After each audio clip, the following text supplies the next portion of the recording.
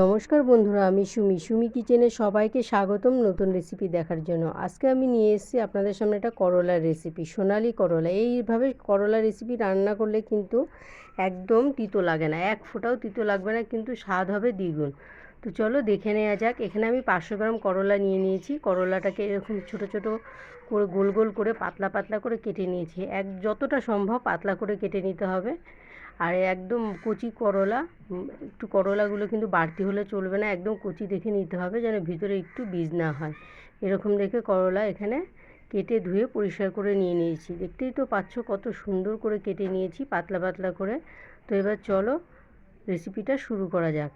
এখানে রেসিপিটা করতে কিন্তু খুব বেশি মশলার প্রয়োজন নেই। গরমের দিনে কিন্তু হালকা পাতলা মশলা দিয়েই রান্না করলে শরীরের পক্ষে খুবই উপকারী। তো এখানে গ্যাসের উপরে কড়াই বসিয়ে দিয়েছি। কড়াইটা গরম হয়ে গেলে এখানে একটু বেশি পরিমাণে সর্ষের তেল দিয়ে দিলাম। তেলটা গরম হয়ে গেলে পরে এখানে কেটে রাখা করলাগুলো দিয়ে দেবো। একে একে সম্পূর্ণ করলাগুলো আমি তেলের মধ্যে দিয়ে দেবো। আর এগুলো দিয়ে আমি উপর দিয়ে দিয়ে দেবো সামান্য পরিমাণ লবণ আর হলুদ। লবণ হলুদ দিয়ে করলাগুলো কিন্তু একদম গোল্ডেন কালার করে ভেজে নেব। এর জন্য এর নাম দিয়েছে সোনালি করলা। করলাগুলো কিন্তু এইভাবে ভেজে নিলে কিন্তু তিতোটা একটু কমই লাগে, যেন ভাজাটা সম্পূর্ণভাবে হয়ে যায় আর মুচমুচে টাইপের হয়। তো এবার করলাগুলোকে কিন্তু প্রায় ভাজা হয়ে গেছে, আর একটু নেড়াচাড়া করে ভেজে মুচমুচে করে গোল্ডেন কালার করে নামিয়ে নেব। তো দেখো অলমোস্ট কিন্তু 50% উপরে ভাজা হয়ে গেছে। এবার হাই ফ্লেমে দিয়ে আমি এটাকে গোল্ডেন কালার করে একদম মুচমুচে করে ভেজে নামিয়ে নেব। দেখো করলাগুলোকে সুন্দর করে আমি ভেজে নিলাম মুচমুচে করে একদম।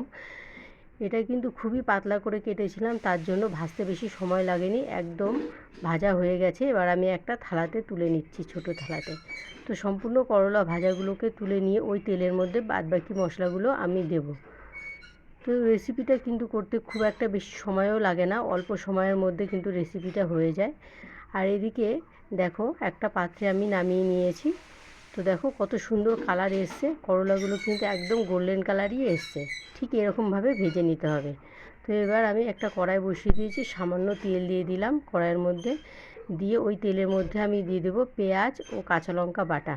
এখানে আমি পেঁয়াজ নিয়ে নিয়েছি 3টে মিডিয়াম সাইজের, আর 7 থেকে 8টা কাঁচা লঙ্কা, মানে কাঁচা পাকা লঙ্কা।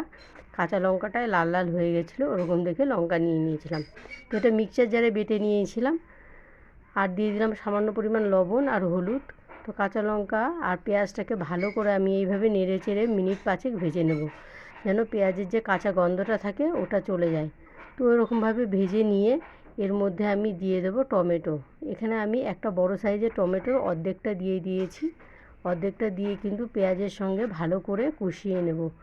আর পেঁয়াজের সঙ্গে কষানোর সময় দেখবে টমেটোটা কিন্তু একদম সফট হয়ে যাবে, তখনই দিয়ে দিতে হবে এখানে কালারের জন্য সামান্য পরিমাণ রেড চিলি কাশ্মীরি লাল লঙ্কার গুঁড়ো। এখানে কিন্তু এটা অপশনাল, দিলেও চলে না দিলেও চলে, কিন্তু দিলে কিন্তু কালারটা খুব সুন্দর আসে। তো আমি এখানে সামান্য পরিমাণই দিলাম, হাফ স্পুন মতো দিয়ে দিয়েছি। তো যেহেতু ঝাল কম হয়, কালারটাই বেশি হয়, তো এর জন্যই দেয়া। তো দিয়ে ভালো করে মশলাটাকে কষিয়ে নেব, যেন মশলাটা সম্পূর্ণভাবে কষে যায় এবং মশলা থেকে একটা সুন্দর সেন্ট আসবে। তো এই পর্যায়ে কিন্তু আমি মশলাটাকে কষিয়ে নিতে হবে। তো এবার দেখো মশলাটা কষানো হয়ে গেছে, একদম কিন্তু মশলাটা থেকে কাঁচা গন্ধটা চলে গেছে আর তেলও ছেড়ে দিয়েছে। এবার আমি ভেজে রাখা সোনালি করলাগুলো দিয়ে দিলাম উপর দিয়ে। তো মশলাগুলোর মধ্যে ভালো করে নেড়ে চেড়ে এরকম মিনিট 5 আমি ভেজে নেব, নিয়ে একটা পাত্রে নামিয়ে নেব। তো গরম গরম ভাতের সঙ্গে এটা পরিবেশন করতে হবে। তো বন্ধুরা, আমার রেসিপিটা কেমন লাগলো অবশ্যই লাইক কমেন্ট শেয়ার করবে, আর আমার চ্যানেলটাকে সাবস্ক্রাইব করে আমার পাশে থাকবে। আর যদি কোনো নতুন বন্ধু হয়ে থাকো তাহলে ফুল ওয়াচ করে বেল আইকন প্রেস করে দেবে, নতুন নতুন রেসিপির নোটিফিকেশান পৌঁছে যাবে। তো আজকে পর্যন্ত এই পর্যন্তই আমি শেষ করলাম। আর আমার রেসিপিটা দেখার জন্য সুমি কিচেনের পক্ষ থেকে সবাইকে ধন্যবাদ।